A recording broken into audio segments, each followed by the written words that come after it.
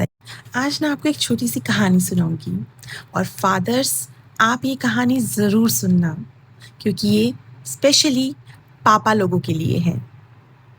एक छोटे से बच्चे की कहानी जिसका नाम है विहान। उसने ना अपने पापा को आज फ़ोन किया और फ़ोन पर पता है क्या कहा कि पापा आज भी आप नहीं आओगे।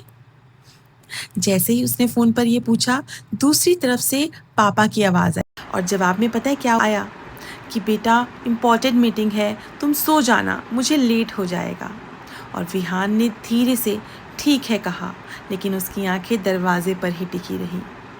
हर रात ना वो सोने से पहले एक ड्राइंग बनाता था जिसमें वो और उसके पापा हमेशा साथ होते थे। लेकिन असल ज़िंदगी में पापा ना हमेशा लैपटॉप के साथ होते थे। धीरे धीरे ना विहान ने बोलना ही कम कर दिया और जब भी उसकी मम्मी उससे पूछती कि बेटा क्या हुआ, तो वो बस इतना कहता कि मम्मा कुछ नहीं। एक दिन स्कूल में ना टीचर ने बच्चों से पूछा कि आप बच्चों मुझे आज ये बताओ कि बड़े होकर किसके जैसा बनना चाहते हो। सब बच्चों ने पता है क्या कहा, अपने पापा जैसे। लेकिन विहान ना चुप हो गया, उसकी आंखों में ना आंसू थे। टीचर ने ना देखा कि विहान चुप है तो उसने प्यार से पूछा, विहान तुम किसकी तरह बनना चाहते हो। उसी टाइम वो रोने लगा और उसने कहा कि मैं अपने पापा जैसा नहीं बनना चाहता। टीचर भी हैरान रह गई कि ऐसा क्यों बेटा, तुम अपने पापा जैसा क्यों नहीं बनना चाहते। तो पता है विहान ने रोते हुए क्या कहा।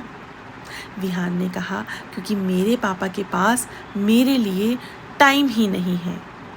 उस दिन ना विहान के पापा उसकी क्लासरूम के बाहर ही खड़े थे और उन्होंने विहान की ये बात कही हुई सुन ली।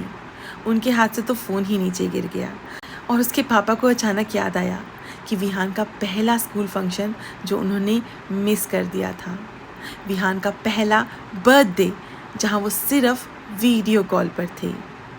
और एक वो रात जिस दिन ना विहान को तेज़ बुखार था और वो ऑफिस में प्रेजेंटेशन बना रहे थे।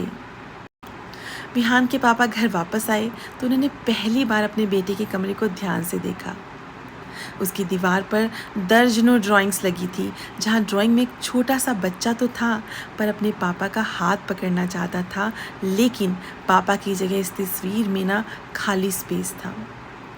उस दिन ना पापा ने विहान को ज़ोर से गले लगाया और पापा रोते हुए बोले कि बेटा मैंने तुम्हें सब कुछ देने की कोशिश की, लेकिन सबसे ज़रूरी चीज़ देना भूल गया, अपना टाइम, अपना समय। और विहान ने मासूमियत से पूछा कि अब तो आप कहीं नहीं जाओगे ना पापा। और पापा ने उसका हाथ कसकर पकड़ा और कहा कि बेटा काम फिर मिल जाएगा, लेकिन तुम्हारा बचपन दोबारा नहीं आएगा। फादर्स मैं समझ सकती हूँ जो आप इतनी लेट नाइट्स करते हैं, प्रेजेंटेशंस बनाते हैं या आप हर वक्त ऑफिस के काम में बिज़ी कर रहते हैं। इतनी मेहनत आप किसके लिए करते हैं? ऑब्वियसली अपनी फैमिली के लिए।